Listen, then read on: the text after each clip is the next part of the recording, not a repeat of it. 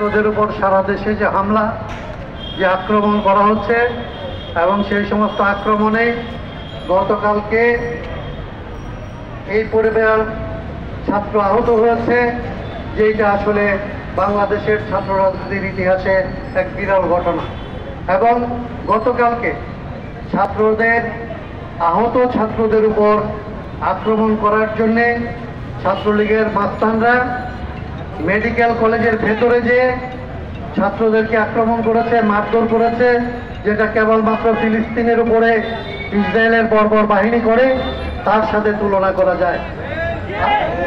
আজকে সারা দেশে সাধারণ ছাত্ররা যখন তাদের দাবিতে শান্তিপূর্ণ আন্দোলনে নেমেছে, তখন প্রায় সমস্ত জায়গায় ছাত্রদের উপর আক্রমণ করেছে এক ছাত্রলীগ এবং তাদের সাথে যুবলীগ এবং তাদের সাথে পুলিশ বাহিনী সমন্বিতভাবে।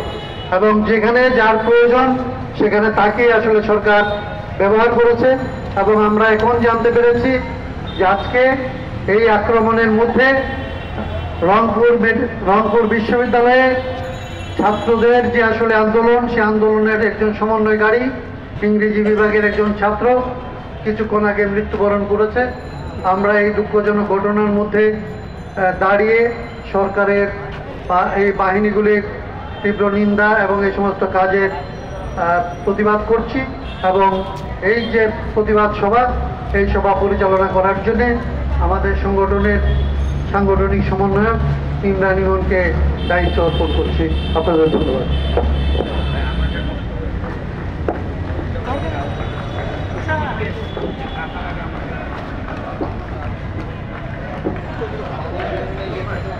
এই জায়গায় থাকেন তাহলে কেমন ভাই?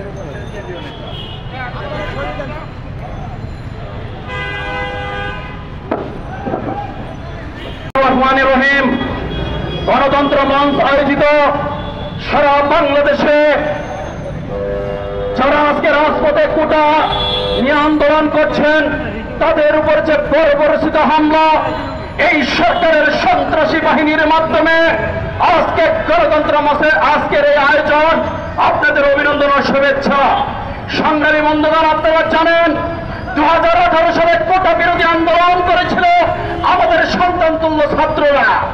তখন আজকের এই দামি প্রধানমন্ত্রী তিনি কোটাকে বাতিল করে দিয়েছিলেন। একজন প্রধানমন্ত্রী থাকা অবস্থায় কখনো এইরকম অনভিজ্ঞ অসভ্যপনা করতে পারে না, আমরা সেটাও দেখেছি। আজকে যখন দেশ অতল গহিরে চলে যাচ্ছে, রাষ্ট্র বন্টিত হচ্ছে, আজকে মানবতা গণতন্ত্র সবকিছুকে ধ্বংস করে দিচ্ছে, তখন মানুষের দৃষ্টিকে অন্যদিকে ফেরানোর জন্য আদালতকে ব্যবহার করে আজকে সেই কোটা আবার ফিরিয়ে এনেছে। আমরা ধিক্কার জানাই। আজকে যারা কোটা নিয়ে রাজপথে আছে, আমরা আপনাদের সাথে সংহতি প্রকাশ করছি। আজকে মেধার ভিত্তিতে আজকে মানুষ কর্ম পাবে, এটা একটা সাধারণ প্রতিবাদ। যারা এটা বুঝতে পারে না তারা কতটা দেশ বিরোধী, রাষ্ট্র বিরোধী কল্পনা করা যায়। আজকে এই ন্যায্য দাবির প্রতি সেই সন্ত্রাসী পেটুয়া বাহিনী, গুন্ডা লীগ, গুন্ডা ছাত্রলীগ আজকে হামলা চালিয়ে আমার বোনকে হত্যা করেছে, আমার ভাইকে হত্যা করেছে, শত শত ব্যক্তিকে আহত করেছে। আমাদের ভাষানি অনুসারে সারির আহ্বায়ক গতকাল ঢাকা মেডিকেল আমরা গিয়েছিলাম, আমরা দেখতে আহতদের কি বিভৎস চিত্র। একদিকে আহত হয়ে মানুষ চিকিৎসা নিতে যাচ্ছে, অন্যদিকে সন্ত্রাসী ছাত্রলীগ আপনার অস্ত্র হাতে, লাঠি হাতে পাহারা দিচ্ছে, কি বিভৎস চিত্র। পাশাপাশি আমাদের আইন শৃঙ্খলা রক্ষাকারী বাহিনীও তাদের সাথে আছেন। 1971 সালের যুদ্ধ দেখার আমার স্বপ্ন হয়নি, এখন মনে পড়ে সেই সময় আলাদা বাহিনীরা কি অত্যাচার করেছিল। আজকের এই সরকারের চরিত্র দেখে মনে হচ্ছে, আমি বলতে চাই, আর কত রক্ত হলে শান্ত হবে এই সরকার?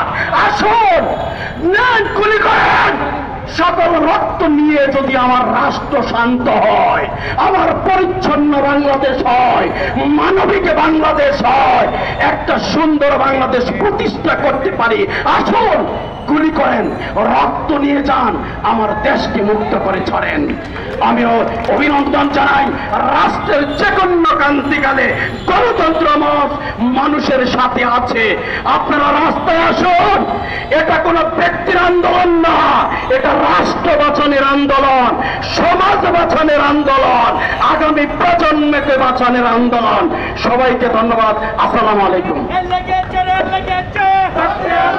সংগ্রামী উপস্থিতি, আপনারা ইতিমধ্যে জেনেছেন বাংলাদেশের আজকে সমস্ত শিক্ষা প্রতিষ্ঠানের শিক্ষার্থীরা রাস্তায় নেমে এসেছে। ঢাকা শহর আজকে এই আন্দোলনকারী শিক্ষার্থীদের দখলে। প্রত্যেকটা শিক্ষা প্রতিষ্ঠানে ছাত্রলীগ আজকে লেজ গুটিয়ে পালিয়ে যাচ্ছে। সারা দেশ থেকে খবর আসছে, ক্যাম্পাসে ছাত্রলীগদের খুঁজে পাওয়া যাচ্ছে না।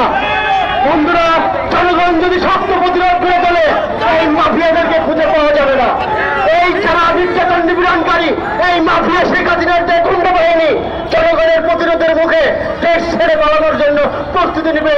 বাংলাদেশের মানুষকে প্রস্তুতি হওয়ার আহ্বান যাচ্ছি। বন্ধুগণ, এ পর্যায়ে সংক্ষিপ্ত বক্তব্য নিয়ে আসছেন গণতন্ত্র মঞ্চের অন্যতম নেতা, জাতীয় সমাজতান্ত্রিক দল সিএজির সিনিয়র সহসভাপতি বেগম তানিয়া।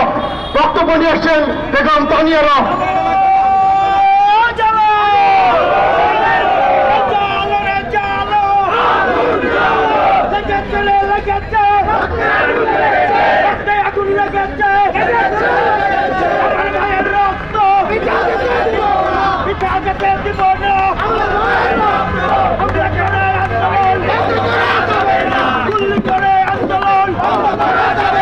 বিশ্ববিদ্যালয় হামলা কেন?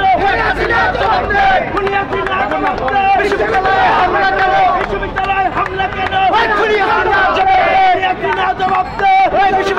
হামলা করে আন্দোলন বন্ধ করা যাবে না, বন্ধ করা যাবে না। হামলা করে আন্দোলন, গুলি করে আন্দোলন বন্ধ করা যাবে না।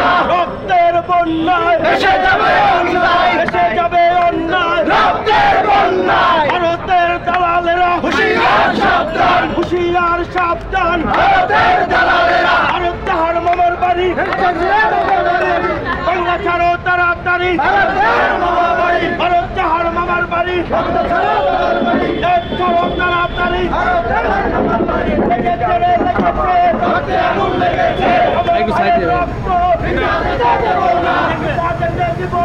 আমার ভাইয়ের রক্ত